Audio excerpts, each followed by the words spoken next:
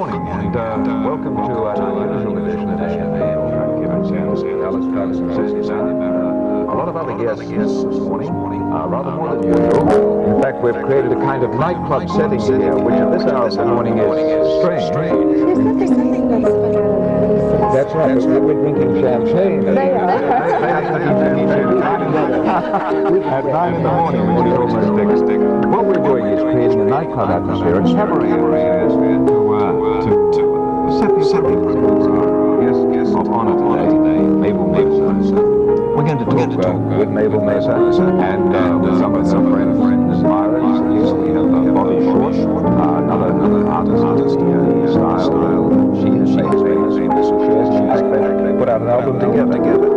Rex Reed, acid tongue critic and commentator, will be very benign. Hello, acid tongue. In fact, we'll be quoting some of the magnificent comments he's made about Mabel's new record album. It's a record album the like of which very few singers can claim. It's called A Tribute to Mabel Mercer on the occasion of her 75th birthday. On my right is Don Smith, who's the man who helped put that birthday together, and he'll be telling us about what happened, how he did all this when we will join us back here in our nightclub atmosphere in York today.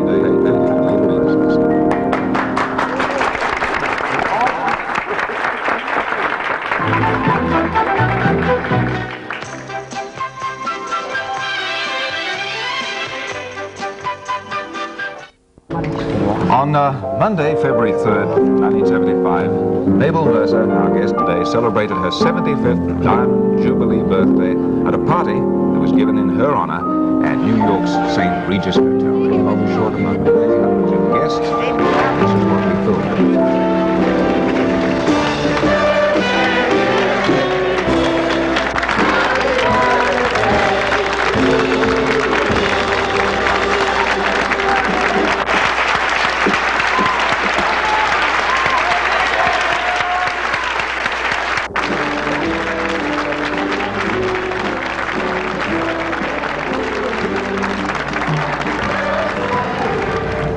And Mabel Mercer, happy birthday belatedly. Thank you. Was that a surprise to you? You seemed almost overwhelmed. Well, I was. I really didn't expect such a large attendance, and it was very thrilling. Well, I hope you don't mind that we've sort of transferred our birthday party to this hour of morning. No, I think this is lovely. Thanks for being with us. Don Smith's the man who put that party together. And was that a big job? Yes, but it was an enormously pleasant job. The only thing that frightened me was that Ms. Mercer doesn't like a lot of fuss made over her. So I had to keep a lot of things from her, and I was bursting to tell her a lot of things. So a lot of the lovely people in the audience tonight, this morning, who were at the party, I would take it out on them instead. But I think she was floored, and it was the room rocked with love, and that was nice. That's a nice phrase, rocked with love. I've been reading this article in the cover story of the latest issue of Stereo Review, Mabel Mercer and the Art of Cabaret. And I hope you've read the article, and I wonder how you respond to all these hundreds of thousands of words of praise from all the great musicians. There's a comment here by Howard Dietz, the songwriter. I'd like to read this in full. It's so well written. Mabel is Cleopatra, Salome, and all the great women. She slides down the banister of your mind. If you're a songwriter, she captures the meaning of your songs better than you do. I'm always under her spell. How do you react when you read things like that? Well, I think it's lovely, but you've got to live up to this, you know. So each time you go, every time you sing again, it's all over again. It's all brand new, so you can't let yourself down. The problems of a living legend, eh? Absolutely. Mabel, when you do a song, it is fresh and it is new. Do you ever listen to the way somebody else has done it before, and do you consciously say it all, if I were doing it, I would say it differently? No, I think everybody has their own individual style. And people sing things the way they feel them.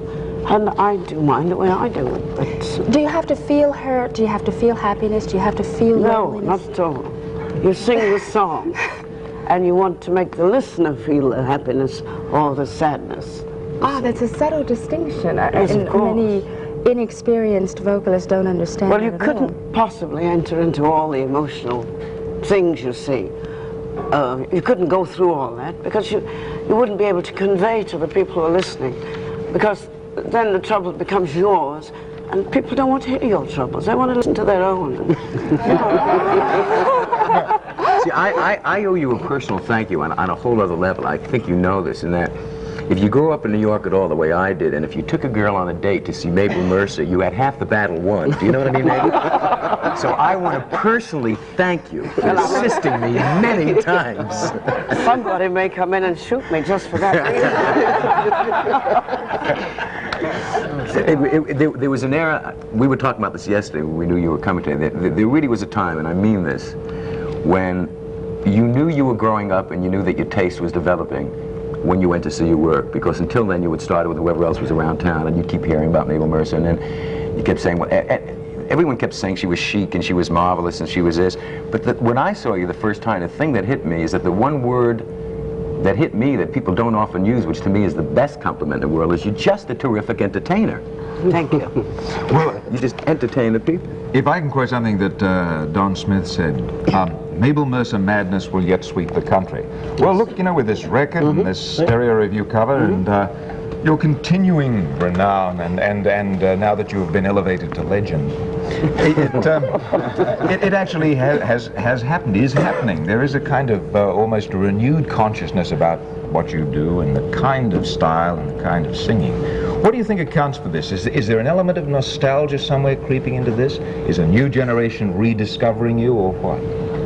I really don't. Maybe I should ask Don know. this. Oh, well, I'm very serious about the Mabel Mercer madness. Yeah. Because I do think that I can understand the entire addiction problem, because I'm totally addicted to what Miss Mercer does.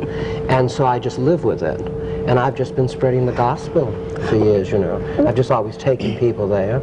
And I don't find Mabel special or an acquired taste. I think that her directness, her respect for the lyrics comes right across. I don't think there's anything special about that. I think she's a fabulous entertainer and a great artist who gets to the heart of the matter quickly and simply. When did you first start to feel that way? I had an uncle who drank, and no, I really did. Didn't we all, Don? And he used to take me to New York on trips. And I think I was about 13 or 14, and you were at the Byline Room there. That's right. Off Lexington. And people were always very kind, because if they see a little person, and I was then, with an old drunk, they're generally nice to you. And I didn't know who Mabel Mercer was. It's just he liked clubs and crawling through clubs, and I would go and they would give you a thing called the Shirley Temple, ginger ale and something. And I sat there being totally enchanted. I didn't know exactly what she was doing, but I know it struck some You knew there chord. was magic there. Yes, the whole atmosphere was magic. See, one thing that Mabel's always done, I feel, is that any room that she's played, first of all, she's made it so totally personal for everyone, and it's always been very club-like. It isn't cold. It isn't like just going to a regular nightclub. I hope you don't mind us analyzing you while And you're as you here. sit there, That's great. You know, I think it's important also to talk about something that every performer knows is true, that in whatever area of performing you're in, there's always one person who may be the spearhead of a given thing, but a great many people have to be part of it. As I look around the audience now, the best compliment to Mabel, I think, is that the people who do what she does in their own way have shown up to pay her proper respect. I'm talking about Bobby Short and Helen and Teddy King and Ronnie and Travis, and just the people that I know also work late at night and also work what are called, I guess, Watt, or also work cabaret, who have come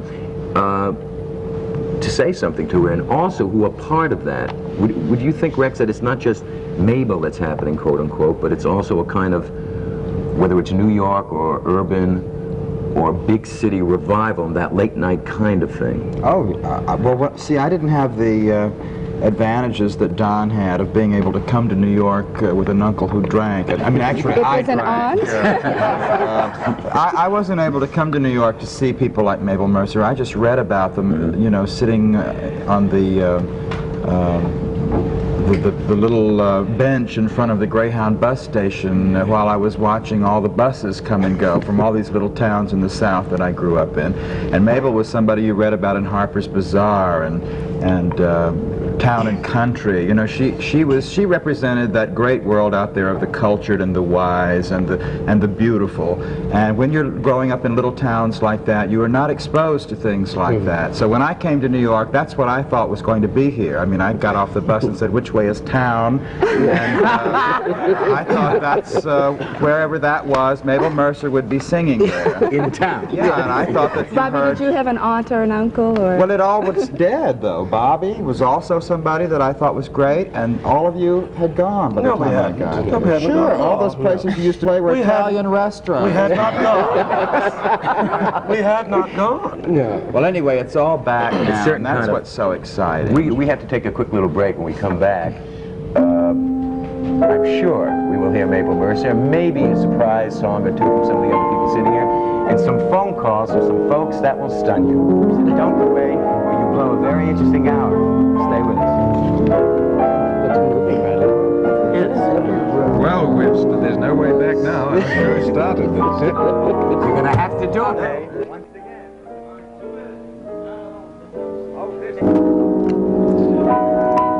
We are back here in our early morning cabaret setting to pay tribute to our guest of honor today, Mabel Mercer. It's Mabel Mercer Button Day, too. Don. Don has just made available It's to his us. Diamond the- Jubilee. That's right, and Mabel Mercer madness is sweeping the country. We should introduce Jimmy Lyon on the piano, who's providing that.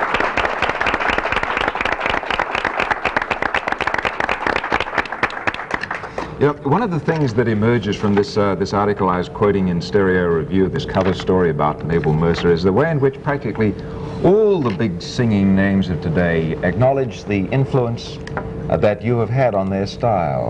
Well, Bobby, to what extent do you think that you have been influenced or shaped or guided by the kind of style that Mabel has developed? Well, I came to New York by myself in 1945. Were you looking for town? No uncle brought me. My drinking uncle had died by that time. But I came to New York in 45, and Mabel was ensconced on the second floor of Tony's in West 52nd Street at that time. And her pianist was Freddie Johnson, wasn't it? It might have been Freddie. Yes, Freddie Johnson was playing for you. He played in Europe for a long time. But that was just a temporarily, wasn't it? brief thing. And then Bart took over after that, Bart, yes. downstairs. But the word was around because when I was in my teens in California, somebody said there's a marvelous singer in New York whose name was Mabel Mercer. And I was able to find on Liberty, the old music shop label, a group of songs that you recorded with Cy Walter. That's right. From Porgy and Bess. And I didn't know who you were, and I thought, how dare this lady sing Porgy and Bess with an English accent?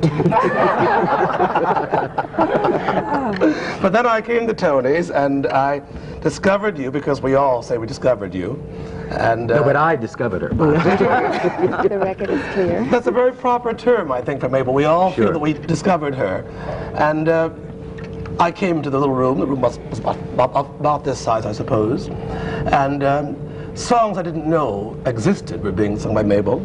And songs that I knew totally well were being sung like brand new by Mabel. And I began to try to diagnose for myself just what made all this happen so easily and so beautifully. And I'm still trying. There was a... Mabel, may I ask you this? When you started, what did you want to do? Where were you Oh, headed? heavens, when I started, I was in vaudeville. And I was a child with my family. And so I really didn't have any particular idea of what I wanted to do. It was, except to be a good performer and try to get a 52-week booking. In the theater. Yeah. We have, excuse me one second, I don't want to be rude, but we have a good performer on the phone, a surprise know, phone call person. Mr. McHugh. And not only a good performer, but a very fine writer and a poet, and connected to you socially and I believe business-wise in some fashion. He wants to wish you a happy birthday on the phone. We're very glad he called. It's Rod McEwen, and he's calling from California, I believe. Rod? Good morning, Mabel, Good morning, Rod. and belated happy birthday. Thank you very much. But I think every day this year is going to be your birthday. Thank you. I want to thank you for reproducing that record. Well, it's such a lovely record. I mean, I'd like to reproduce every single one of them. Well, that's you could do Porgy and Bess, perhaps. Never made a bad record, I don't think. Yes. Well, we I try. haven't heard it. But Well, it's very different to the ones that I do now. It's Well, we should say that the record that Rod's talking about is the one, Rod McEwen in Los Angeles, right? Right. Good morning. Welcome to our show. And I'm holding up the record that you've put out, Mabel Mercer For Always, which is a collection of some of the very rare old recordings which have become collector's items. He's sort of put them together in an anthology. Yes, he's rescued it. Recording she did with Ralph Burns on Decca, and I was able to lease it from Decca, and I really feel most fortunate in having done so. I want to tell you, Mabel, the record is selling like crazy. You might even get some royalties. Oh, I'm very happy to hear that. That'd be lovely. That's wonderful. You know, people were talking about your influence on them, and it's very funny. I really don't know any songwriter that I like, any singer that I admire, that hasn't been influenced by you in some way, whether it's because of your articulation, whether it's because of your choice of songs, whether it's because, as I said before, you're sort of you're sort of the guardian of our popular songs. I mean, not the ones that become number one in the hit parade, but the really good songs. I mean, you've managed to... Well, if you people didn't write these lovely songs, I'd be nowhere. May I become very earthy for a second? Yes. Sure. I think it's awfully nice to talk about the fluff of this business. But Mabel has survived in this business, which is a very rough one, because she has a fiber that allows her to survive, a determination that makes her survive. And that's part of it. That's perhaps a great deal of it. That's perhaps one half of it. And the energy. There are singers all around the country, all over New York City, who can out-sing Mabel, who can out-sing many singers who are successful. But they haven't the stuff that it takes to get up there and do it night upon night in those damn little smoky, crowded rooms. Yay, Bob. First, do we have to go right now? Not yet, but I think we should let's say tell goodbye to Rod. Rod that we're glad that you called. You don't know who I am. I'm Alyce Travis, and we're really delighted that you called in. And I would like to go back a little bit to what we were talking about earlier.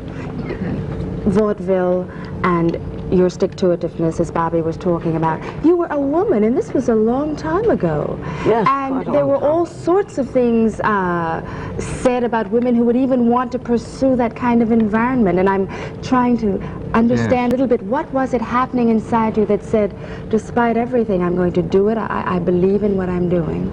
Well, I don't know. I was brought up to do that, and I really didn't know anything else that I thought I could do well enough, and necessity of having to exist also. No. In the early days, did you ever think that it wouldn't continue? Were there periods when you... No, because we have periods of out of work, and then periods of good, period of in work, and you don't even think of it. And it never occurred to me. It was just one day to the next, or 1 week to the next.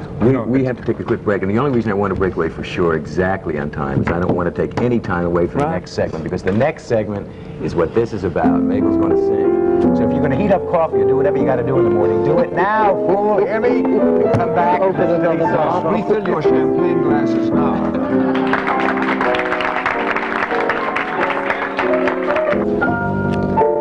I've introduced a lot of singers in nightclubs that I've worked with in my time, and I'm a little nervous at this moment, a little shy, because most of them I had no choice over. They were booked to play with me, and we did it, and that was it. And I'm really proud to say that I would pay any night in the week to see this next lady, Miss Mabel Mercer.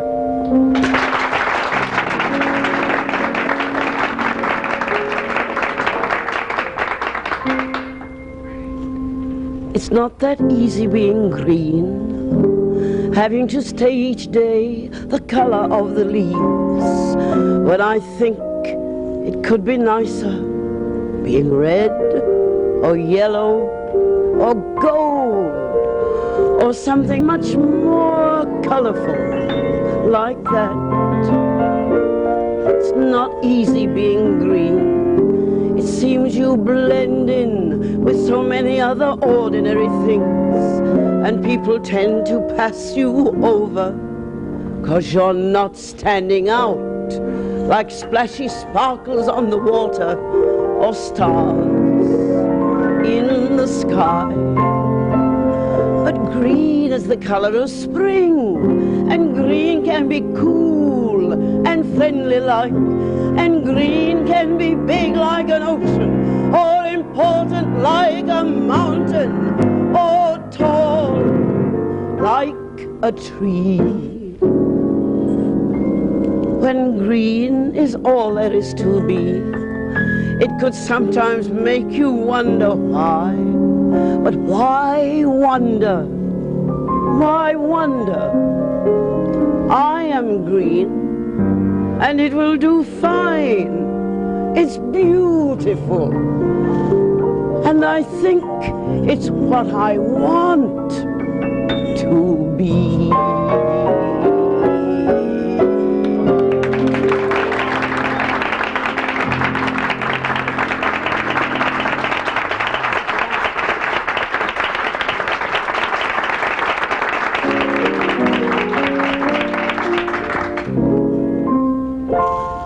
"10, 20, 30, then you're 40. Wait till you're 65. No need to hurry, not a worry left but to keep alive. Not another premium to pay. All you have to do now is play and play. 6 years or 7, then to heaven me first. The records show you get the pension, not to mention Blue Cross, until you go. If you think you ever had fun at 21, wait till you're 65. Guaranteed income, house with a view, doctors and nurses, surgery too. Everything paid for, and it comes true when you're 65. Hop, skip to 40, then to 50, wait till you're 65. Paid up and grinning, just beginning now to become alive. If the children never mature, what the heck, the bonds will. So we're secure, safe from disaster. No one has to take care of Pa and Ma. All brown and rosy, living cozy down there in Tampa, Fla. If you felt like Catherine the Great at 28, wait till you're 65.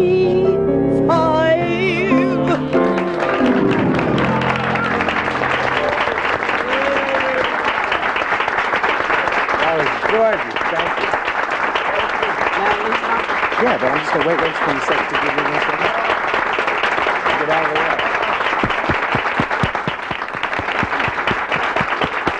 Keep me company for a minute, okay? For the 3 or 4 of you out there who may never have seen Miss Mercer, it's important to know that a room has been named after her called the Mabel Mercer Room, and is at the St. Regis Hotel. And if I would pay to see her any night in a week, you should certainly pay to see her any night in a week. So I really want to see that place packed. Now, when we come back, we're going to cancel everything else, and you're just going to sing. How's that, lady? No, when we come back, I think it's important that we say hello to some of your friends, because I know they'd like to say something about you.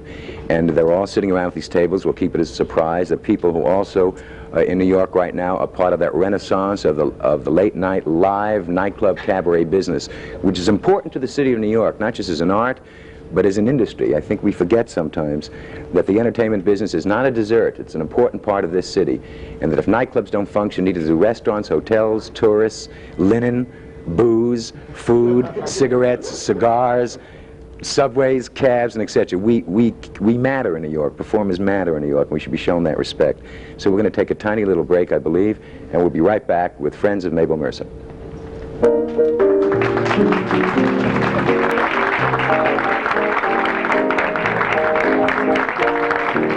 Hello. Welcome back. As I promised, we're going to talk to some of Mabel's friends. Please excuse my back. But I particularly want to talk to performers because I think it's a secret club. It's a secret society. We've all been through the liquor and the cigarette and the cigars. And as Bobby said, Mabel is an artist and a survivor, and somebody just gets up every night and does it, and that's part of her too. So I thought we'd say hello to some of the people who also do it. And this lady to my left, hi, is Ethel Barrymore Cult. Hello. Thank you for coming this morning. And these two nice people I went to see the other night at the Carlisle, and they were brilliant. It's Ronnie White and Travis Hudson. I always remember Travis as the lady. What do you feel is happening in New York now at night? Do you think there's a certain kind of excitement again, that people feel comfortable, they'll go out at night? I think it's wonderful that they do, that the nightclub business, which was moribund for a while, is beginning to revive. But I wanted to say one thing, apropos everybody saying how Mabel taught them to sing and how to think. I think that every young actor in New York should go and see and hear Mabel Mercer, because she is one of the finest actresses in the world today. If she didn't sing a note and there was no music behind, she has a directness and what the meaning, the inside meaning of the word that every young actor should say, with no nonsense and with no she. Simple, clean. Simply clean and marvelous, and I want that room to be full of young actors. That's a smart idea. That's an interesting idea. Ron? I couldn't agree more, yes. Well, Mabel has been not only a great inspiration to us, but also a great friend. She's such a real, warm person. Do you guys hang out? I know comedians hang out. Do you guys hang out? Yeah, well, we've been several times up to her farm, and, you know, we chat about this and that. I'll never forget, one of my great thrills in life was being at the farm when President Nixon announced that we were out of the Vietnam War, and Mabel and I hugged each other and cried a lot. Really well, let's hope they announce it again. Travis, have you known Mabel sometime? Yes, I have, and I think personally, aside from the business of the profession of admiring this woman as a performer, Miss Mercer's birthday is the day after mine. And so when I go through this thing on February the 2nd of how many years can I keep doing the saloons and patting under the chin and all that, then the next night I'm always able to go to Miss Mercer's birthday and see her and think, marvelous, look at what she's doing. I can keep at it. Do you feel that, let's say Mabel's leaving next week, I believe, for a month in Philadelphia, correct? And do you guys travel as well, or do you basically find one room in New York and that becomes your room? Well, we've been located mostly in New York around, but we've worked Puerto Rico, and we'll be working in Kansas City and Annapolis. We're starting to do that routine, but of course, which I think is good, because up until now we felt that New York was the place for us, but I think that that sort of taste is going out into the country, which pleases us a great deal. Definitely spreading. Bobby Short's been all over the country just recently doing concerts. I know. Which I think is a beautiful sign that people are aware of this kind of music and, you know, around the country. Dynamite. Thank you for showing up this morning, and thank you for talking to us. I will table hop, said he, to a lady we almost worked together at Mr. Kelly's. We almost split the bill, and I wish we had, named Teddy King. How do you do? I would have liked that. I would have too. You're known as a jazz singer, Teddy. Now, is that nomenclature, does that nomenclature in a strange way limit you to the places you're allowed to work? I mean, I know people mean it as a compliment, but can it hurt you? Yes. And so I'd rather be just known as a, quote, singer, unquote, because the word jazz is, I don't know, everybody thinks of that word in a different connotation. Mm-hmm. It does limit you if they label you. Mm-hmm. I don't want to be labeled. Mabel, we're paying tribute to Mabel. Yeah. I was introduced to her in person. I had only known the name. The name was Magic. And I came to New York on my first important job in the city, and the press agent from the club said, I'm going to take you to hear a lady. And I've never been the same. Yeah. I know what you mean. This is Rosetta Blanton. Hi, Rosetta. How are you? You're working now here in New York, right? Yes, I am. Where? I'm at the Grenadier, a nice kind of little Stygian cave over on the east side, every Monday and Tuesday night. And I believe the thing about Mabel Mercer that impresses me the most, I think I first saw her 10 years ago, and the numbers that she did then, I see her rework them constantly. They're always spontaneous, don't you think, Teddy? The freshness. She never stops working on a lyric, or what it means. She's really an incredible thing, and that's the reason that I think all performers are so influenced. Well, you see, I know that a lot of times I get bored with my own material sometimes. You know, I'll find myself doing a routine for like 6 years and say, well, how the hell do you do it tonight as if you never did it before in your life? And somehow you have to find a way. And with comedy, it's really difficult. And yet I was watching her tonight, and I have seen Miss Mercer do those tunes, and it was... everybody was watching as if she had never done that tune before. And that's called, I guess, the illusion of the first time amongst actors, and she's absolutely superb. Also remember, she's the only person on earth that can sing a number like 65 if you live that long and you want to be 65. That's right. Constantly. That's right. Thank you both for showing up this morning. I'm going to move over here just for a minute and say hello to Helen. This is Helen Merrill, who is brilliant. How's that for shorthand terms, kid? And have you known Mabel a long time? No, I'm a rather new friend, but an old fan, and I'll just have to repeat some of the things that I've heard here. I've thought that every song she does is a vignette, a lovely little play that appears to be the first time every time you hear her doing it or watch her performing. Are you working here in town presently? Yes, I am. I'm Where, at Helen? Michael's Pub, the Bird I Cage. like that place, yeah. That's on 3rd or 1st. Isn't it? It's on the east side, I know. It's on 55th Street between 2nd and 3rd. Between 2nd and 3rd.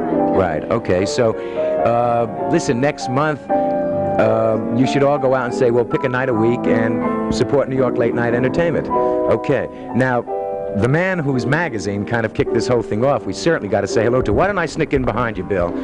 This is Bill Livingston.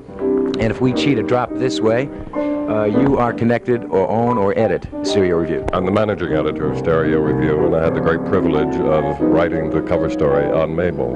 I've interviewed a lot of artists, but nothing was really, in one sense, more intimidating, but also more inspiring than interviewing Mabel and writing that piece. Well, somebody connected to stereo, anything, would live through his ears and would want perfection in sound, and I would guess that's how you came to Mabel. What, did you just dig it? I hear me getting pretentious, right? Did you just dig it? Absolutely. It's hard to analyze. The response to Mabel, I think, is primarily an emotional one. I tried to get her to analyze what it is that she does, and she said she was afraid to analyze it. She didn't really understand it that well herself, and she thought if she did, she'd start imitating herself, and that wouldn't be a very good idea. So I don't think it's something that can be analyzed. Okay, well, thank you, Bill. At least we got a tiny little clue to some of the people here, and we're going to take a quick break again, and we come back. Who knows what evil lurks in the hearts of men? We might be able to sneak another tune in, but something's going to happen.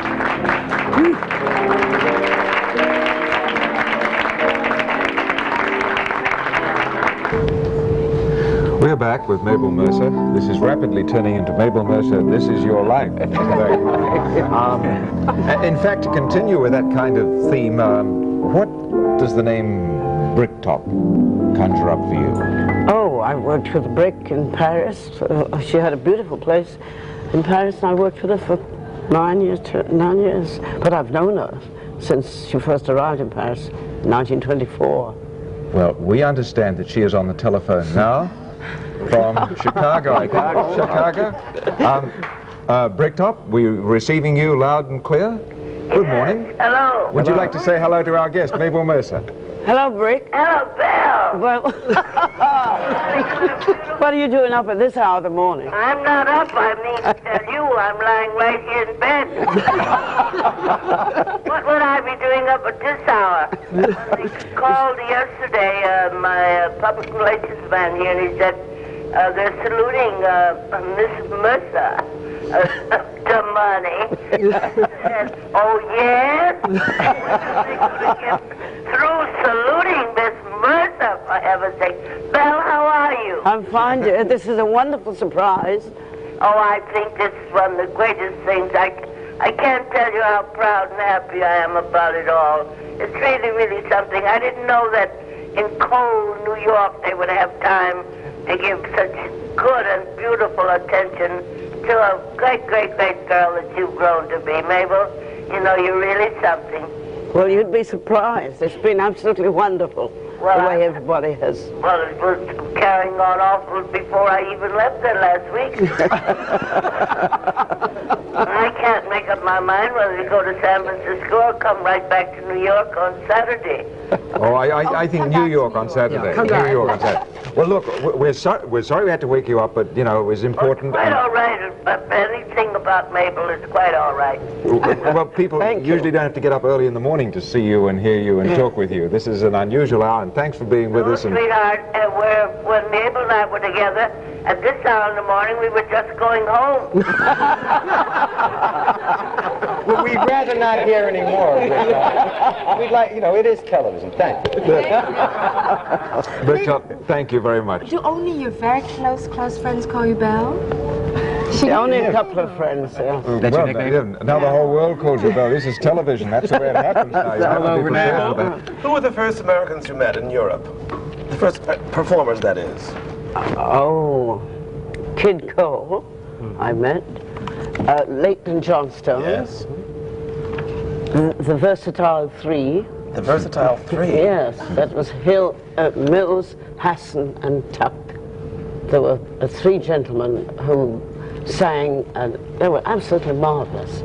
But on the top of Leighton Johnstone, one gentleman played the piano, and the other two, and they sang all the latest songs. And then I met Florence Mills, of course, later, and was later in the show with her. And it was really a great thrill, because that was a wonderful, wonderful lady.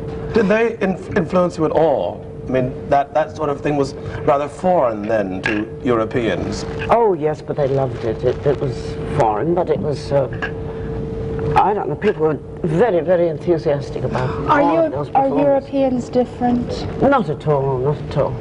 But they say the rich, for example, they are different, and I would... They're different everywhere. Can I just say one thing here? I think that we've talked a lot about why Mabel has survived and why she is so great, and there are many reasons for it, both technical and otherwise, and emotional. But I think that there's one very important thing involved in the fact that we all keep... Bobby said it before. He says we all feel like we've discovered Mabel, and I think that you don't have to discover bad taste. It's everywhere. It surrounds us daily. We are not helped to find beautiful music by the radio or by television, except for shows like this. And so when we find something really beautiful, we treasure it even more. And that's why everybody continues through the years to discover Mabel and to claim her for their own, because some people have better taste than other people. Simple as that. If I may quote Rex Reed to Rex Reed here, you say, reviewing the latest albums, you say, everything about this beautiful album seems to have been produced, performed, and embroidered with love. It's a beautiful way to put it. Now, we're listening to your singing there, and you cross every T and you dot every I. Well, where did that develop? Oh, well, I suppose that's from my school days. You know, the elocution teacher, you must not let the ends of your words drop, and you must pronounce everything that's there. Well, you learned the and lesson it becomes very a well. habit. It Look, stays we've got a lot of phone calls. People want to say hello to you, our viewers, so I think we can go to our switchboard. Good morning, you're in AM New York. Hello. Hello. Hello. Good morning. Please, where is Miss Mercer from because of her British accent? Where are you from, baby? I'm from England. Where? The north of England. I was born in Staffordshire and grew up in Manchester. I see. When was really her birthday? Because I think, didn't she get a write-up in the New York Times? Yes. You've got to write up everywhere. Yes, her birthday was a few days ago. The 3rd. Thank you for calling. Good morning, I'm in New York. Hello. Yes, good morning. Good morning. Yes, I'm an actress, and although I have never met Mrs. Mercer, I'd like to thank her for helping me in my career. I not only understand myself, but I understand what I am doing and what I stand for, and I hope to have a career very soon, and I will go see her in her room.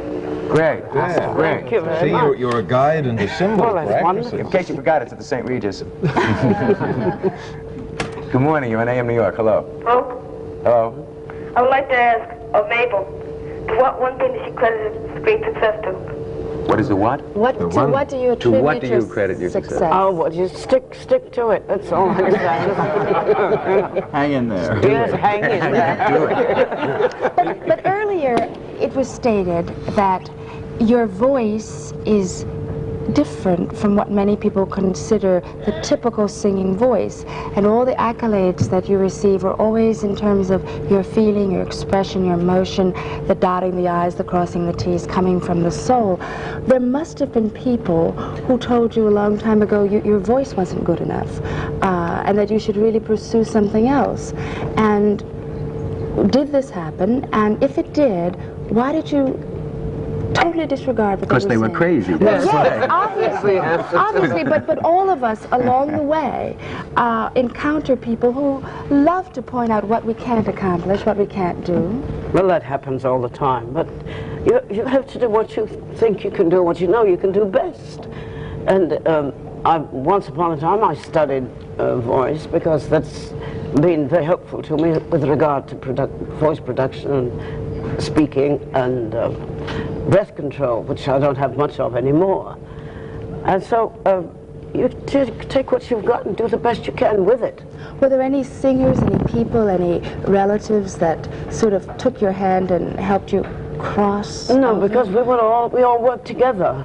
It was a family act, and we were all in show business together, and the great business of the day was to get out there and make your living. And, Do you know that perform. you just gave us the perfect segue? I want you to look at some pictures. I feel like Ralph Edwards. I want you to look at some pictures, Mabel Mercer, and tell us a little bit about this. You remember this, sweet lady? Chocolate. What is that? Oh yes, I was in an American review, and that picture was taken in Vienna. And actually, I took that from one of the girls in the chorus. I said, I want blonde hair, and I want to have a picture taken. Do blondes have more fun? I don't know. Okay, look at this one and tell us a little bit about it. Now I was 17 years old when that was taken, and it was during the flu epidemic in 1917. And the conductor of the show that I was with was taken seriously ill, and he said he couldn't come back. So my boss said, well, you can play the piano, you can do the show, which I did. I used to play for rehearsals. And he said, we'll dress you up, you get down in the pit and conduct the orchestra. I said, but I can't conduct. He said, don't worry about that, I'll teach you. And he was a very fine musician. So he taught me, and then I got down in the pit, and we bought these clothes at a boys' clothing store. And I just thought I was it, you know. Well, we have one more call, Kevin. Yeah, now we've seen some of the many moods of Mabel Mercer. Yes. Okay, good morning, you're in AM New York. Hello. Hello, I'm Fred Morrison, and 20 years ago, my wife and I interrupted our wedding night. What? See Mabel Mercer. Fred, that's carrying it too far. Yeah. That may be the highest possible compliment. Put the blame on me. What the hell? Well, I guess we should thank you. We'd like to see her tonight, and would she sing both sides now tonight? Of course I will, with pleasure. All right, we will see you then. Bye. There you go. Thank you. Fred, The very least she can do. Kevin, Alyce, and I would like 10% of your tab, if you don't mind. No, that's terrific. You know, people have that kind of memory of a very personal moment in their own life. Well, that's why I think they come back to see me constantly, because if you arouse certain memories in people's minds, and they associate you with that, and then every time people not in New York come to New York, they say, well, we've got to go and see Mabel, because we did it the last time, and it's all the continuation of memories through the But also, I don't think Mabel has ever sung a bad song. You see, this is also a part of it. This taste that she has, it's important. It's also doing her business. Her business is cabaret. Yes. And cabaret isn't a thing all by its That's by its right. own. You know, it's not like the stage or a film or television. It's cabaret. And that music says that this is television, which means that we have to break for commercials. We'll be back in a moment. Back in a moment.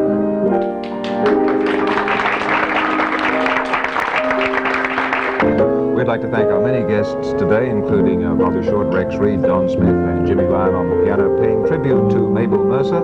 And we'll quickly tell you about tomorrow, and then we're going to have just a little bit of a song. More. Yes. Tomorrow we're going to talk about the world of opera. And we have Reese Stevens, Skylar Chapin, Judy Swerdell, Alyce Ames, Dr. Walter Anderson, and singers from the Amato Opera Company. I am rushing because of Desiree Part 2 now. Desiree Part 2, Marlon Brando, Gene Simmons. And then That Lady Part 1 with Olivia de Havilland and Give It Rollin'. But that's enough for us, because for once in my life I can say personally, will you please sing Nearer? Nearer? Nearer. Nearer. Oh. You're nearer than my head is to my pillow. Nearer than the wind is to the willow. Dearer than the rain is to the earth below.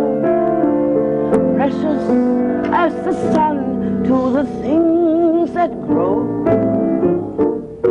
You're nearer than the ivy